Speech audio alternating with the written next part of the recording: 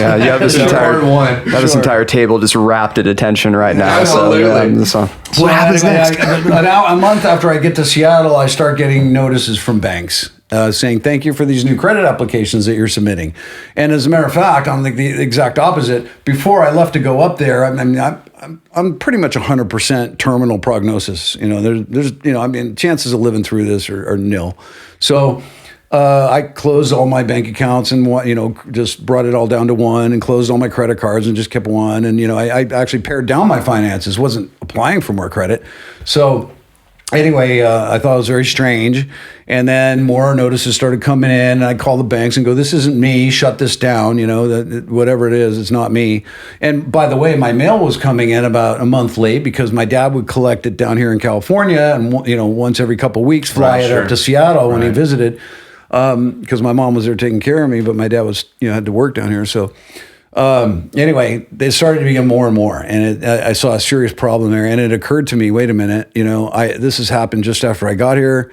I go, I haven't done any business in this city besides in this hospital. Somebody in this hospital stole my identity and is going on a shopping spree trying to open a bunch of credit cards in my name. Well, at first I complained to the hospital. I called the FBI. First I tried local, Seattle police, right? Hey, so I'm in the hospital here. Someone's stealing my identity. They're like, well, that's, first they ignored me for a long time. And then, several weeks later, I think it was like 2 months later after I tried to call them several times and file a complaint, they finally took my statement. But that was because I'd already gotten into the news. But that's, we'll get there. But essentially they just thought this guy's crazy, and I think some of them, when they called the hospital would say, yeah, he's a dying cancer patient here, and he's on a lot of drugs. Right. Sure. And I was in and out of consciousness, barely. I was sometimes barely alive, little less barely coherent. I was about to say, during this whole time, you're being killed. Back and forth, yeah. And literally, let me just, now today that I can actually function well enough to press the buttons on the phone, I can make a phone call to try to figure out what's going on with what might be remaining of my life. Right. And it got down to the point where I was ignored and placated. And, I finally launched my own investigation. I go, that's it. I've had it. And that was actually, so I had my second attempt at a transplant on Christmas Eve, 2003. And a couple weeks later, my dad brought the mail up. And it was a pile of dunning notices, not just thanking me for credit applications, but now demanding payments on accounts in my name.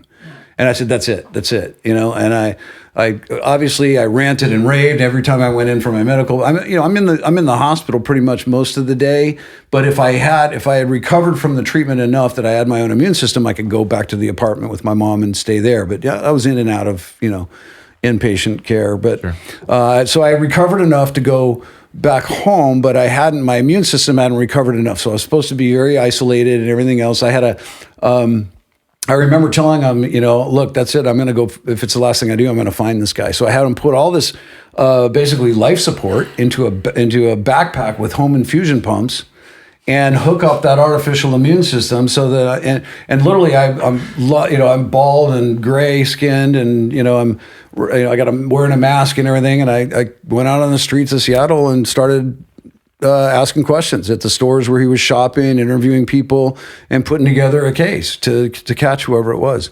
And while carrying your life support around with you on a backpack, yeah. Wow. The only thing that kept me alive was I walked back and forth a mile to the hospital and back almost every day, even through whenever I was not in bed, inpatient. I'd try to walk back and forth to the hospital to keep moving. And I think that kept me alive too. Absolutely, that's Your body's a machine. You got to keep moving. Got to. So anyway, long story short, after a couple months of this investigating, I had a case file this big. Nobody would take my statement. The only people that took my statement were the postmasters. They were really nice, because this was federal mail fraud. So I figure, okay, let's get a complaint somewhere filed, right? So bureaucrats want exciting. One time. They were like, okay, yeah, we're postal investigators. We never get called. So let's get this guy.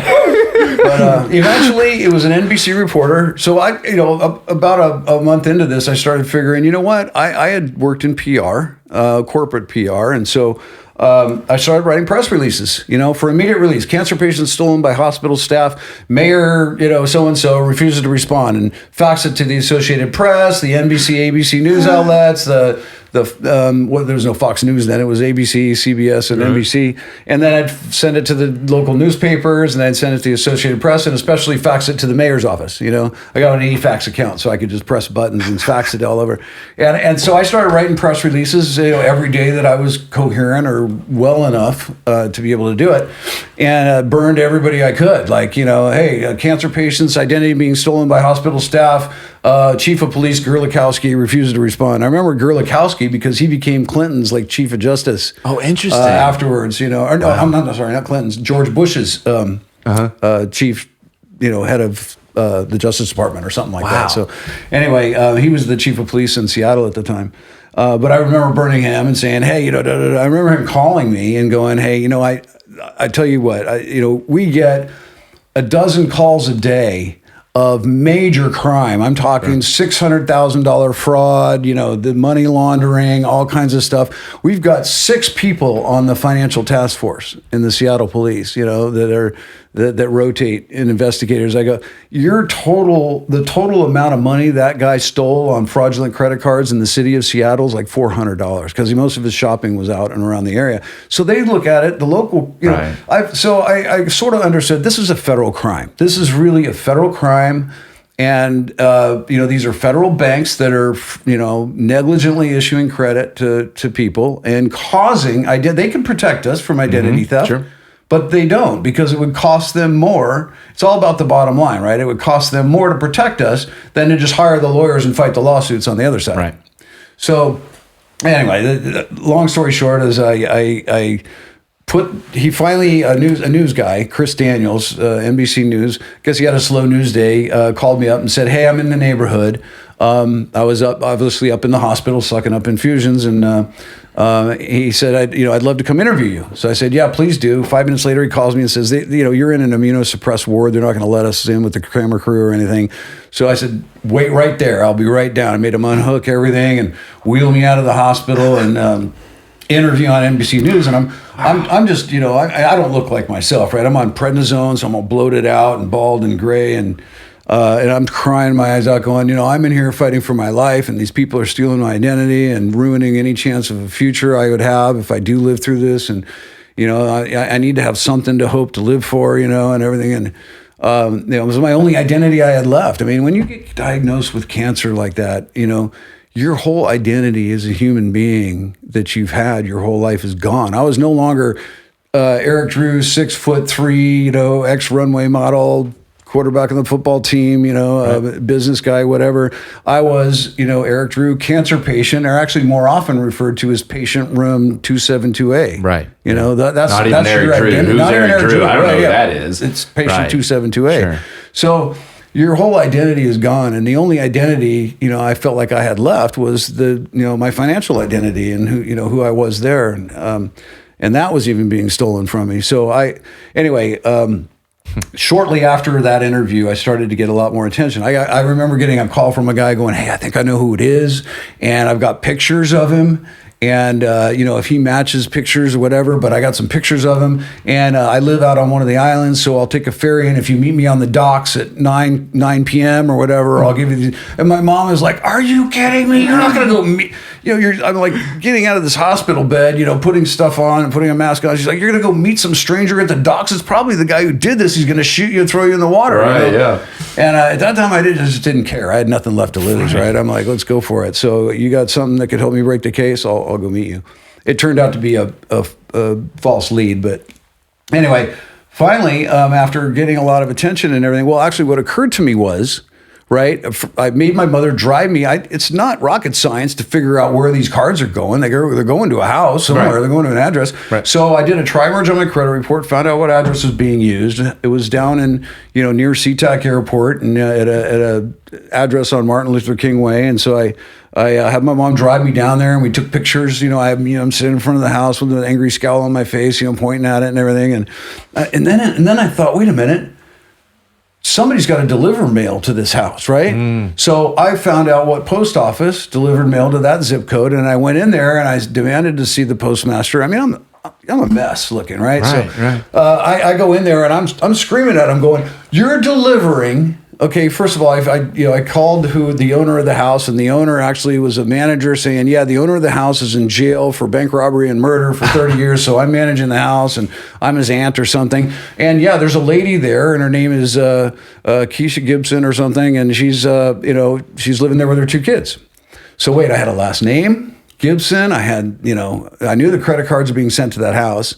But anyway, so I went there and I was so mad at the post office because, obviously, a woman and 2 kids are living there and they're delivering like 30 credit cards to a guy named Eric Drew all of a sudden. I mean, doesn't that ring up, send up a flag, and doesn't anybody care? No, it's not my responsibility, right? Right.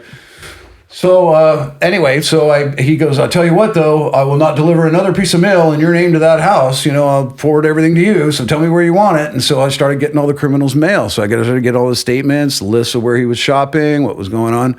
And I remember calling all these places, and it was finally I found a Lowe's home improvement store that admitted that, yes, we have a camera. He was very careful to use places without cameras and ATMs with no cameras and everything else.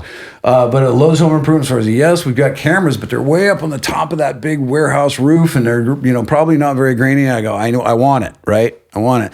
They go, come on, that was 4 months ago. We're gonna have to dig through all these cameras and everything, and anyway, I just basically harassed them until they did it. And finally, they said, we're only going to turn it over to the police, though. So the only thing the Seattle police actually did for me was very nice. They went and picked up the video, and they brought it over to Chris Daniels at NBC, and Chris Daniels put it on the 5 o'clock, 7 o'clock, 11 o'clock news. And 30 people called in, like, right away going, that's Richard Gibson. He's a lab technician at the Fred Hutch Cancer Research Center. He's, also a professor of phlebotomy at the local junior college. And... Wow. Yeah. I mean, boom, boom, we nailed him. So the police went to his house, and he didn't show up to work the next day, obviously. So the police went to his house the next morning. He went on the run. 3 days later, turned himself in with an attorney, and within 20 minutes, he was walking out of there. And I was like, what? What do you mean walking out of there? Well, again, it's this is a federal crime. There's nothing, local police departments, they don't have the evidence. They can't get the subpoenas to look into the credit reports and actually get the documentation to prosecute somebody. So, it's just one of those things like, okay, now that we found out who he is, yeah, we're going to book him on a few things, but, not the major stuff that I wanted him booked for. So at that point, I said, that's it. This new Hippa law went into effect at the beginning of 2004. I caught him like end of February, early March 2004. I go, I've been signing this HIPAA paperwork, patient privacy this, patient privacy that. I said, this is a federal crime. If this is not a direct violation of my patient privacy, then what is? And so I started screaming bloody murder on, by this time, the news outlets are covering me and interviewing me and following the story. And it took a little while, but I called the Justice Department in Washington, D.C., called the Attorney General's office, and said, I demand this guy be prosecuted in federal court for this. And they couldn't really say no. They're like, okay, well, what's the law for if we don't, do something when people violate it, And they said, well, basically, it wasn't really meant to prosecute people. It was meant as a bureaucracy to start protecting identities. But, we're not geared for this. We never prosecuted anybody under this law before. And I said, duh, rocket science, you've got him on what? 15 different federal counts of mail fraud, forgery, identity theft. I said, look, I don't care about all that. I want to make a statement. I want there to be a first conviction here under that new law. And so why don't you just offer him a plea, let him go of all that other stuff, which is way more severe penalty than this. He pleads guilty to HIPAA and you got your first conviction, so.